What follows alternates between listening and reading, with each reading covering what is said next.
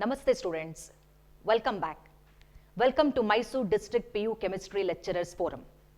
ನಾನು ಹಿಂದಿನ ಕ್ಲಾಸಲ್ಲಿ ಸರ್ಫೇಸ್ ಕೆಮಿಸ್ಟ್ರಿ ಟಾಪಿಕಲ್ಲಿ ಕೊಲಾಯ್ಡ್ಸ್ ಬಗ್ಗೆ ಡಿಸ್ಕಸ್ ಮಾಡ್ತಾ ಇದ್ದೆ. ಆ ಪರ್ಟಿಕ್ಯುಲರ್ ಟಾಪಿಕಲ್ಲಿ ಎರಡು ಕ್ಲಾಸಿಫಿಕೇಶನ್ ಆಫ್ ದಿ ಕೊಲಾಯ್ಡ್ಸ್ ಬಗ್ಗೆ ನಾವು ಫೋಕಸ್ ಮಾಡಿದ್ವಿ. ಒಂದು classification of the colloids based on the physical state, ಇನ್ನೊಂದು classification of the colloids based on the type of interaction between disperse phased and dispersion medium.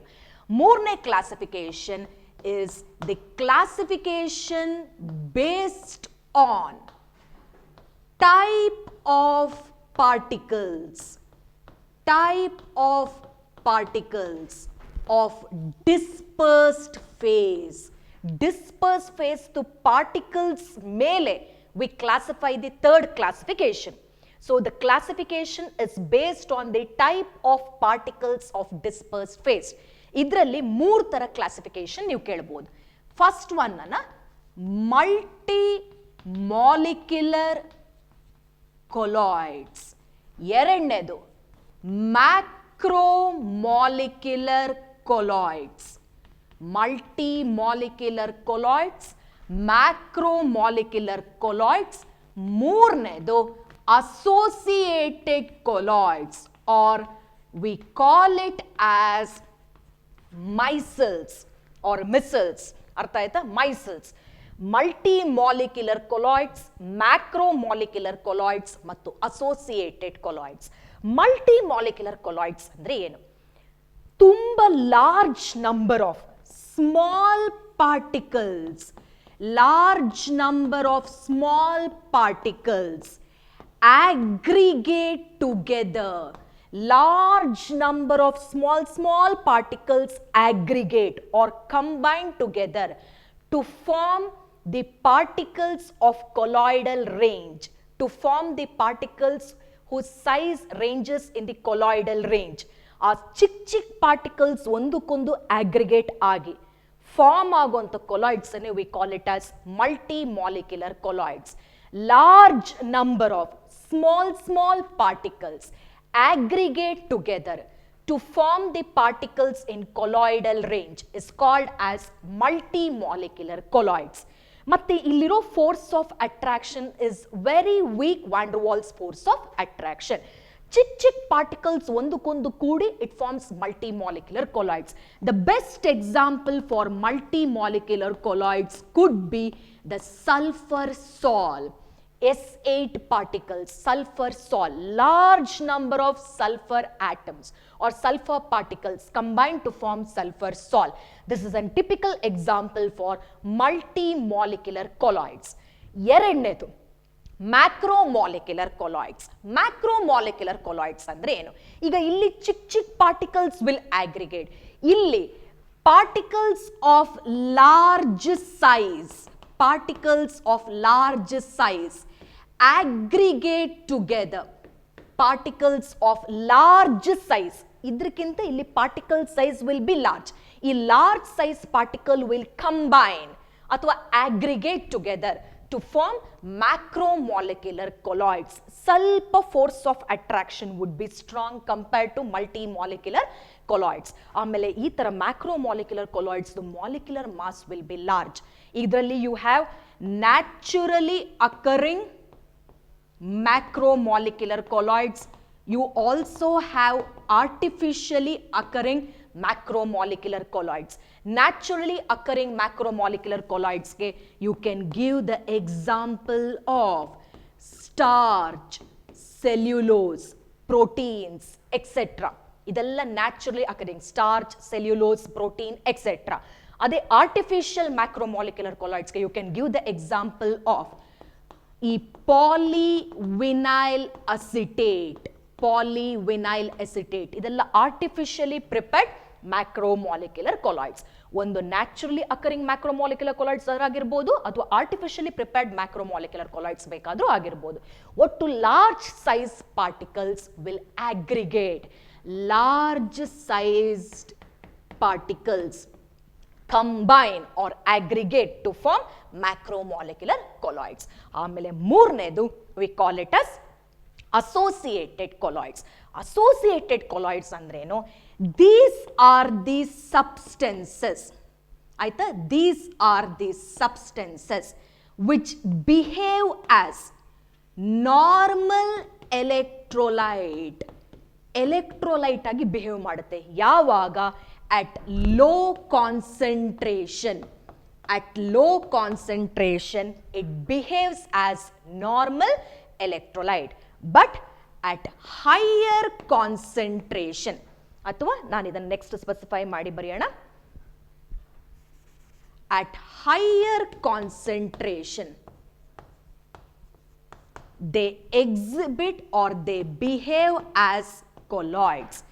Substances which behave as normal electrolyte at lower concentration but behave as colloids at higher concentration. ಈ substance ಅನ್ನ we call it as ಮೈಸೆಲ್ಸ್ ಅಂತ ಕರಿತೀವಿ. ಏನಂತ ಕರಿತೀವಿ? ಮೈಸೆಲ್ಸ್. So ಈಗ ತುಂಬಾ important point ಅಂದ್ರೆ ಈ ಮೈಸೆಲ್ಸ್ ಫಾರ್ಮೇಷನ್ ಆಗಬೇಕಾದ್ರೆ ಎರಡು ಕಂಡೀಷನ್ ಇದೆ. ಒಂದನ್ನ I call it as critical micelle concentration. Critical micelle concentration, the concentration above which the formation of micelles takes place. The concentration above which the formation of micelles takes place. ಅದನ್ನ ನಾವೇನಂತ ಕರಿತೀವಿ? Critical micelle concentration. ಮತ್ತು ಇನ್ನೊಂದು TK, Kraft temperature ಅಂತ ಕರಿತೀವಿ. ಏನಂತ ಕರಿತೀವಿ? Kraft temperature. ಇದು critical micelle concentration. Critical micelle concentration. ಇನ್ನೊಂದು Kraft temperature. The temperature above which the formation of micelles takes place. The concentration above which the formation of micelles takes place is called as critical micelle concentration. ಆಮೇಲೆ ಇದು Kraft temperature. ಒಟ್ಟು ಈ substances they behave as normal electrolyte at low concentration. Higher concentration ಅಲ್ಲಿ it behaves or it imparts the colloidal behaviour. So ಮೂರು important types of classification, that is classification based on the type of particles of dispersed phase. ಒಂದು macromolecular colloids, macromolecular colloids and associated colloids. Associated colloids ಅನ್ನು we also call it as micelles ಅಂತ ಕರಿತೀವಿ. ಹಾಗಾದ್ರೆ ma'am ಈ micelles ಗೆ best example ಏನು? micelles ಗೆ example I can give as soaps and detergents. Soaps and detergents ಇದರಲ್ಲಿ ಏನಾಗುತ್ತೆ? There is a formation of micelles ಅಂತ ಕರಿಬಹುದು. Formation of micelles takes place in the associated colloids. ಆಯ್ತಾ? So micelles formation is an example for the associated colloids. So multimolecular colloids, macromolecular colloids and associated colloids. Okay? So ಈ topic ಆದ್ಮೇಲೆ next very important topic ಈಗ ತಾನೇ ನಾವು discuss ಮಾಡಿದ್ವಿ, associated colloids, formation of micelles or micelles. Formation of micelles or micelles ತುಂಬ important question, board exam point of view ಇಂದ ತುಂಬ important question. Formation of micelles, ಈ ಮೈಸೆಲ್ಸ್ ಅಥವಾ ಮಿಸೆಲ್ಸ್ ಹೇಗೆ ಫಾರ್ಮೇಷನ್ ಆಗುತ್ತೆ, ಅದರದ್ದು ಲಾಜಿಕ್ ಏನು, what happens exactly during the formation of micelles, ಈ ಪಾಯಿಂಟ್ ಬಗ್ಗೆ ಫೋಕಸ್ ಮಾಡಬೇಕು. ಈ ಮೈಸೆಲ್ಸ್ ಫಾರ್ಮೇಷನ್ಗೆ ನಾನು ನಿಮ್ಗಾಗಲೇ ಅಸೋಸಿಯೇಟೆಡ್ ಕೊಲಾಯ್ಡ್ಸ್ಗೆ ಎಕ್ಸಾಂಪಲ್ ಕೊಟ್ಟೆ, soaps and detergent. Let me take one example of a soap. ನಾನು ಈಗ ತಗೊಳ್ತಾ ಇರೋ ಸೋಪ್ದು ಎಕ್ಸಾಂಪಲ್ ಇಸ್ ಸೋಡಿಯಂ ಸ್ಟೀರೇಟ್. ಏನು ಎಕ್ಸಾಂಪಲ್ ತಗೊಳ್ತಾ ಇದೀನಿ? I am taking the example of sodium stearate. ಈ ಸೋಡಿಯಂ ಸ್ಟೀರೇಟ್ ಮಾಲಿಕ್ಯುಲರ್ ಫಾರ್ಮುಲಾ ಏನು? C17H35COONA. Sodium stearate C17H35COONA. Sodium or potassium salts of fatty acids are called as soaps. Sodium or potassium salts of fatty acids are called as soap. ಈಗ ನಾನು ತಗೊಂಡಿರೋ example ಯಾವುದು? Sodium stearate. ಈ sodium ಸ್ಟೀರೇಟ್ ಅನ್ನ when you dissolve in water, when soap is dissolved in water, it ionizes to produce C17H35COO minus plus Na plus. ಆಯ್ತಾ, C17H35COO minus plus Na plus. ಈ C17H35COO minus is called as stearate ion. ಏನಂತ ಕರಿತೀವಿ ಇದನ್ನ? Stearate ion. ನಮಗೆ micelles ಅಥವಾ micelles formation ಅಲ್ಲಿ ಈ stearate ion is important. Sodium ion ನಮಗೆ ಲಾಜಿಕ್ ಬೇಡ, ಅಲ್ಲಿ ನಮಗೆ ಸ್ಟೀರೇಟ್ ಅಯಾನ್ ಇಸ್ ಇಂಪಾರ್ಟೆಂಟ್. ಈ ಸೋಡಿಯಂ ಸ್ಟೀರೇಟ್ ವಾಟರ್ ಅಲ್ಲಿ ಅಯನೈಸ್ ಆದಾಗ it forms stearate ion plus sodium ion. ಈಗ ಈ ಸ್ಟೀರೇಟ್ ಅಯಾನಿಗೆ ಬರೋಣ. Stearate ion is C17H35COO minus. ಇದರಲ್ಲಿ ಎರಡು ಪಾರ್ಟ್ ಇದೆ. The first part is C17H35. ಇನ್ನೊಂದು ಪಾರ್ಟ್ ಯಾವುದು? COO minus part. ಇದನ್ನ I call it as alkyl group. ಇದನ್ನೇನಂತ ಕರಿತೀನಿ? Alkyl group. ಇದನ್ನ we call it as carboxylate ion. ಏನಂತ ಕರಿತೀವಿ? ಕಾರ್ಬಾಕ್ಸಿಲೇಟ್ ಅಯಾನ್. ಆಲ್ಕೈಲ್ ಗ್ರೂಪ್ ಅನ್ನ ನಿಮಗೆ ಗೊತ್ತೇ ಇದೆ, we can represent by R. So ಈ ಜನರಲ್ ಸೋಪ್ ಅನ್ನ I call it as RCOO minus. ಈ ಸ್ಟೀರೇಟ್ ಅಯಾನ್ ಅಲ್ಲಿ ಎರಡು ಪಾರ್ಟ್ ಇದೆ, ಒಂದು ಆಲ್ಕೈಲ್ ಪಾರ್ಟ್ ಇದೆ, ಇನ್ನೊಂದು ಕಾರ್ಬಾಕ್ಸಿಲೇಟ್ ಪಾರ್ಟ್ ಇದೆ. ಈಗ ಈ ಆಲ್ಕೈಲ್ ಮತ್ತೆ ಕಾರ್ಬಾಕ್ಸಿಲೇಟ್ ಪಾರ್ಟ್ ಬಗ್ಗೆ ಬರೋಣ. ಸೊ ಫಸ್ಟ್ ಆಫ್ ಆಲ್, ಈಗ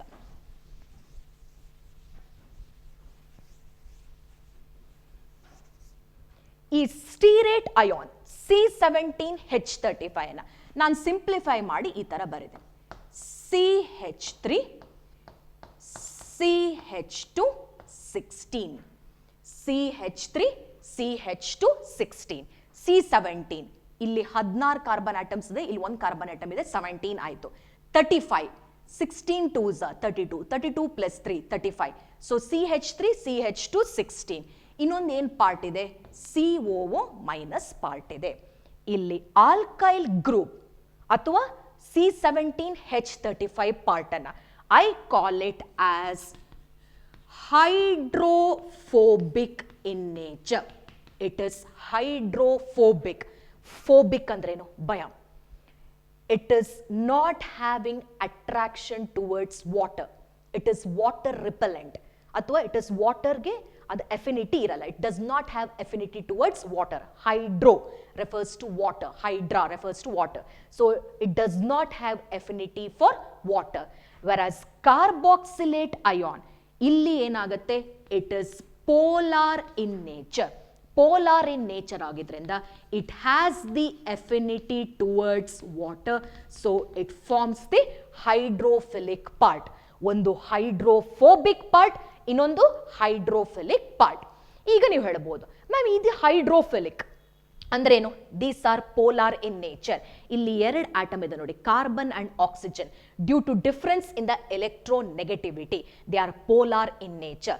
so since they are polar in nature, they have the affinity towards water, so it forms the hydrophilic part.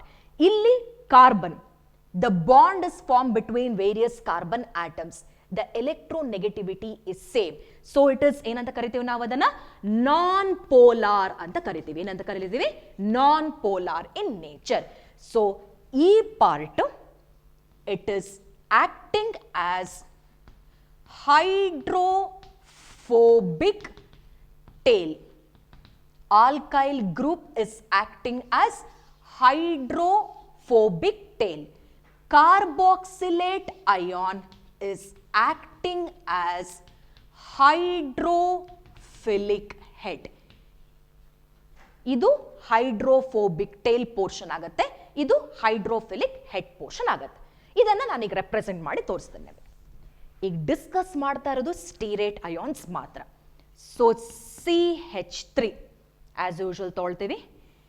CH2 CH2 CH2 CH2 CH2 CH2 CH2 CH2 CH2 CH2 CH2 CH2 CH2 CH2 ಒಟ್ಟು 16 CH2 groups ಇರಬೇಕು. 1 2 3 4 5, 6, 7, 8, 9, 10, 11, 12, 13, 14, 15, 16. ನೋಡಿ count ಮಾಡಿ. 1, 2, 3, 4, 5, 6, 7, 8, 9, 10, 11, 12, 13, 14, 15, 16. So CH2 16 groups ಆಯಿತು. ಅದಾದ್ಮೇಲೆ ಏನಿದೆ, there is presence of C double bond O minus. There is presence of C double bond O minus. So this is the structure of stearate ion. So ಈ part ಅನ್ನು ನಾನೇನಂತ ಕರೆದಿದ್ದೀನಿ, I called it as hydrophobic tail. ಏನಂತ ಕರಿತೀನಿ, hydrophobic tail. ಈ part ಅನ್ನ I call it as hydrophilic head portion. ಆಯ್ತಾ, ಇದು head portion, this is tail portion. So ನಾನು total ಆಗಿ ಬರ್ದಿರೋದು ಈಗ ಸೋಡಿಯಂ ಸ್ಟೀರೇಟ್ ಅಲ್ಲಿ the stearate anion. Stearate anion ಅಲ್ಲಿ ಎರಡು ಪೋರ್ಷನ್ ಇದೆ, ಒಂದು ಹೈಡ್ರೋಫೋಬಿಕ್ ಟೇಲ್, ಇನ್ನೊಂದು hydrophilic head portion.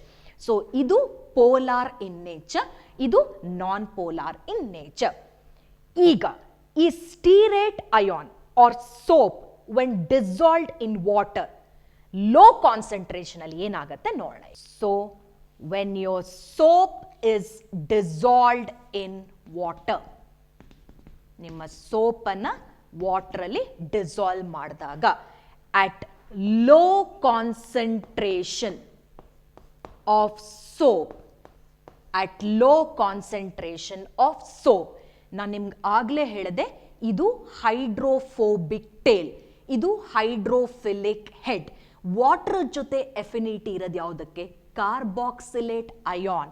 So ಕಾರ್ಬಾಕ್ಸಿಲೇಟ್ ion ಈ ರೀತಿ it is having affinity towards water. Water ಜೊತೆ ಎಫಿನಿಟಿ ಇರುತ್ತೆ ಯಾವುದಕ್ಕೆ, ಕಾರ್ಬಾಕ್ಸಿಲೇಟ್ ion. Carboxylate ion has the affinity towards water, whereas the alkyl group ಅಥವಾ hydrophobic tail portion which is non-polar do not have affinity towards water. So ಅದು ಈ ರೀತಿ project outside the water. So ಈ part is hydrophobic tail and E part is hydrophilic head portion. Hydrophilic head portion. So idu polar, idu non-polar. Idu yavaga at low concentration of soap. Ade when I take at critical micelle concentration of soap, at CMC of soap, ಈ ಥರ large number of soap molecules will aggregate together to form the micelles or micelles. ಈ ಥರ large number of soap particles will aggregate together. ಆಗೇನಾಗತ್ತೆ, ಒಂದು sphere, I will write now, ಈ sphere ಅಲ್ಲಿ these portion are called as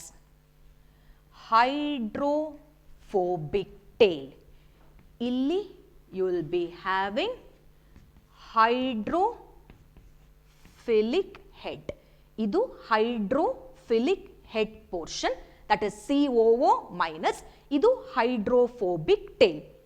Large number of 100 such molecules will aggregate, resulting in the formation of micelles or micelles. ಈ micelles formation takes place at a concentration which is called as critical micelle concentration. So this is the formation of micelles. ಈ ತರ large number of particles aggregate ಅಥವಾ combine ಆದಾಗ it results in the formation of micelles. So ನೋಡಿ, this is hydrophobic tail portion. ಆಯ್ತಾ, ಇದು non polar in nature. ಇದು hydrophilic head portion which is polar in nature.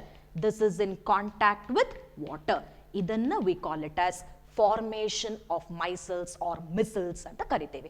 So first one is called as formation of micelles or micelles. Ee formation of micelles takes place above the concentration which is called as critical micelle concentration anta kariteve. Low concentration alli ee tara hydrophobic part is projected outside the water, hydrophilic part being polar in nature is present inside the water. So this is the formation of micelles. Idad takshana the next one is called as cleansing action of soap. I'll take the example of sodium stearate.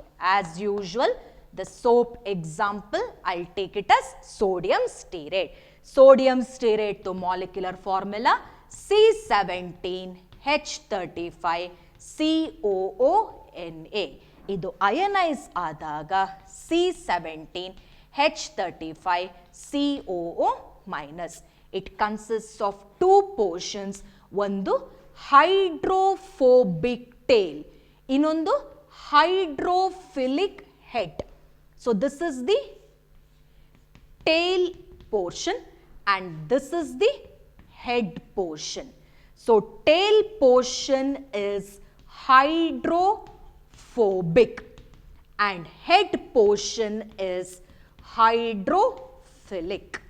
It is hydrophilic. So ಈ example ನಾನು formation of ಮೈಸಲ್ಸ್ ಅಲ್ಲಿ ತಗೊಂಬಂದೆ. ಈಗ cleansing action of soap ನಿಮ್ಗೆ ಗೊತ್ತಿದೆ. ಈಗ ಯಾವ್ದಾದ್ರು cloth, the cloth, ಆ ಕ್ಲಾತ್ಗೆ ಏನಾದರೂ ಗ್ರೀಸ್ ಅಥವಾ ಆಯಿಲ್ ಪಾರ್ಟಿಕಲ್ಸ್, ಅದು ಡಸ್ಟ್ ಪಾರ್ಟಿಕಲ್ಸ್ ಏನಾದ್ರು ಅಟ್ಯಾಚ್ ಆದರೆ how do you clean your clothes?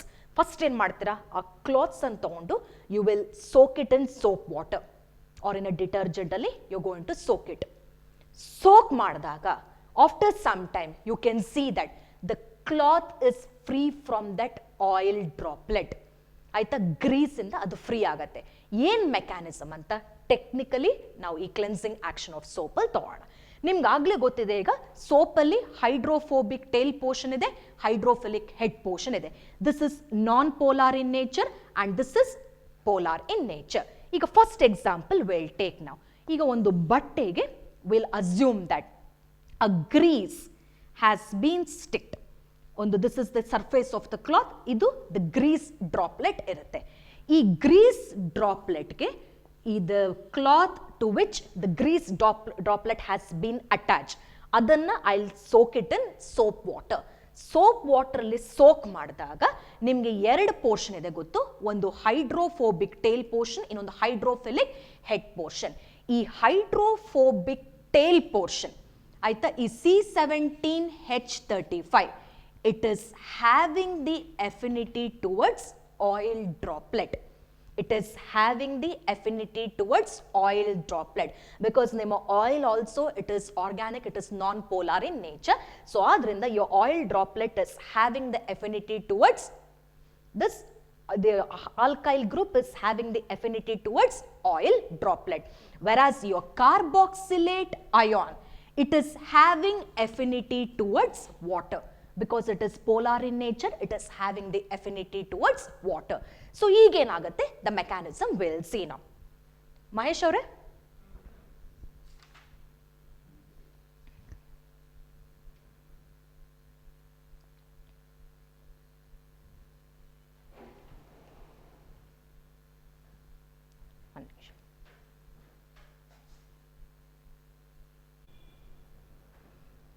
so I have described the surface of the cloth. A surface of the cloth alli you can see the oil or grease droplet.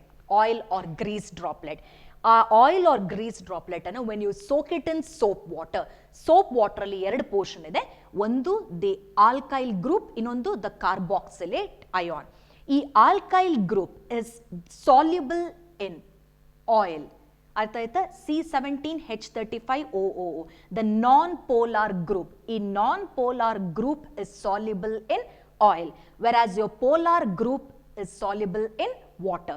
So ಏನಾಗುತ್ತೆ ಈಗ, so alkyl group ಈಗ ನಾನು ಹೇಳಿದಾಗ it is having affinity towards oil and gets dissolved in oil. ಆಯ್ತಾ. Dissolve ಆದಾಗ this is the hydrophobic tail. whereas your hydrophilic head portion, it will be having affinity towards water. Water ಜೊತೆಗೆ affinity ಇರುತ್ತೆ. So this hydrophilic head portion gets attached to water, whereas your hydrophobic tail portion gets dissolved in oil or grease. ಅರ್ಥ ಆಯ್ತಾ. ಅದೇನಾಗುತ್ತೆ, it has affinity towards oil or grease. ನಿಮ್ಮ ಕ್ಲಾತಲ್ಲಿರೋ oil or grease ಏನಾಗುತ್ತೆ, it gets or it has the affinity towards the alkyl group. So ಈ cleansing action ಅಂತ ಹೇಳಿದಾಗ ತುಂಬ ಇಂಪಾರ್ಟೆಂಟ್ ಆಗಿ ಹೇಳಬೇಕಾಗಿದ್ದ ಪಾಯಿಂಟ್ ಏನು ಅಂತಂದ್ರೆ, cleansing action of soap is due to dual nature of soap. Dual nature of soap. ಇಲ್ಲಿ dual nature of what? Dual nature of hydrophobic tail and hydrophilic head portion. The oil or the grease gets dissolved in alkyl group, or the alkyl group is having the affinity towards oil or grease, whereas your polar carboxylate ion gets dissolved in water. So ಈ ರೀತಿ ಆದಾಗ ಏನಾಗುತ್ತೆ, when large number of soap molecules, when large number of soap particles aggregate together, there is a formation of micelles. ಈ ರೀತಿ. So this is the head portion and this is the tail portion. So large number of soap particles aggregate ಆದಾಗ there is a formation of micelles or micelles. Simple words ಹೇಳಬೇಕು ಅಂದ್ರೆ, oil gets emulsified with water. Simple. Oil gets emulsified with water. ಯಾಕೆ ಅಂದ್ರೆ this hydrophilic head portion is having the affinity towards water. So that grease will be removed from the cloth, or the oil droplet will be removed from the cloth. Idanne we call it as cleansing action of soap. ಏನಂತ ಕರಿತೀವಿ? Cleansing action of soap. First ಇದನ್ನು note down ಮಾಡ್ಕೊಳ್ಳಿ. I'll tell you in a bit, in a short while.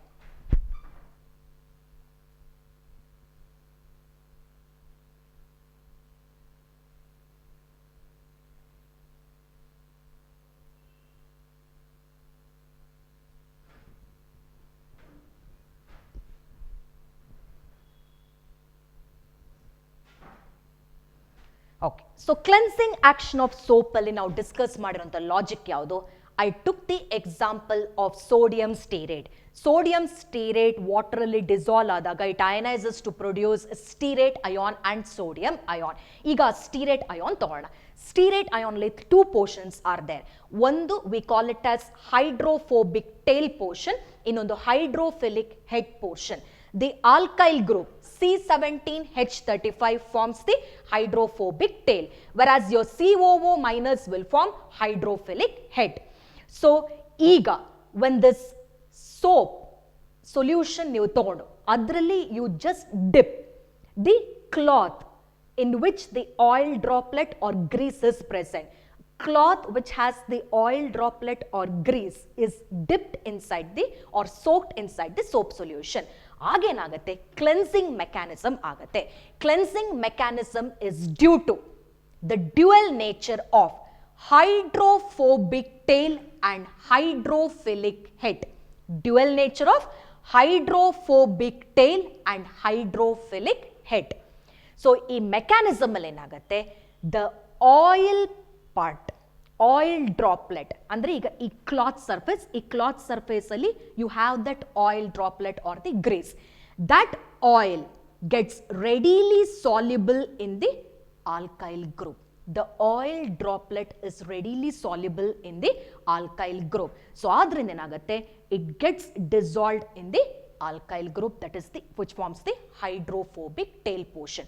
Whereas the COO minus, which is polar in nature, gets attracted towards water or gets attached towards the water. When large number of soap particles aggregate together, there is a formation of micelles.